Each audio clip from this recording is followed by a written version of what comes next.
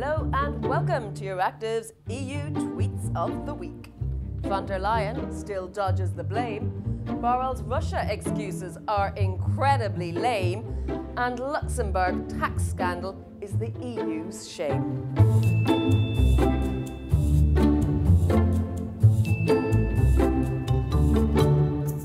On Wednesday, Commission President Ursula von der Leyen went to the European Parliament to face the music over the Article 16 blunder. The bottom line is that mistakes were made in the process leading up to the decision, and I deeply regret that, she said.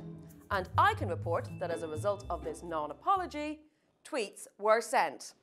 By my count, this is the third time VDL has used the passive "mistakes were made" defence, said Burly Monster.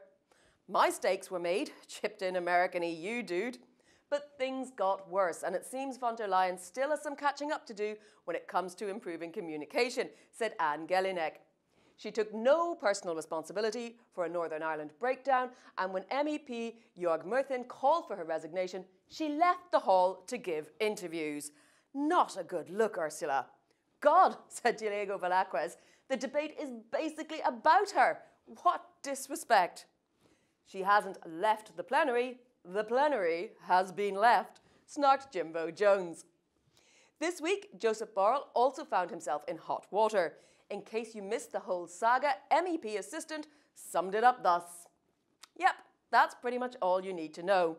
Borrell himself tweeted, "My visit to Moscow highlighted that Russia does not want to seize the opportunity to have a more constructive dialogue with the EU. This is regrettable and we will have to draw the consequences. Read my blog post." Mate, desperate much? Ricard Jojwak had three observations after watching Borrell. One, can MEPs please stop talking about Nord Stream 2 with him? He can't stop it. Germany can. Two, seems he was better prepared for this debate than his presser in Russia. And three, he could have been a bit more humble and admit that mistakes were made. Nice callback. With more than 70 MEPs calling for his resignation, EU Council President Charles Michel expressed his confidence in High Rep Borrell. He'll be packing his desk by the end of the week then, quipped Sam Morgan. Europe, which just sent Joseph Borrell to Moscow bare-handed, is looking to fire someone else into space, remarked Dave Clark.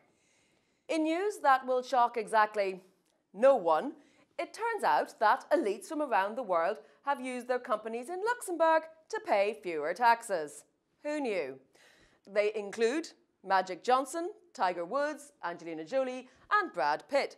And not just celebrities. At least 279 of the 2,000 global billionaires listed by Forbes continue to use tax havens to avoid paying their fair share, tweeted Corina Cerruti. The Grand Duchy of Luxembourg is a founding member of the EU, but it's also a rogue state, enabling massive corruption throughout the trading bloc. While Cyprus and Malta will sell any corrupt robber baron EU citizenship, it's Luxembourg that leads in laundering their money, noted Cory Doctorow. The real scandal is this is happening in Europe. Luxembourg is operating as a tax haven, yet it is absent from the EU tax blacklist as it excludes European member states, noted Chiara Putaturo. And that's it for another week. Join me again next Friday for more tax and attacks in the Brussels bubble Twitter sphere.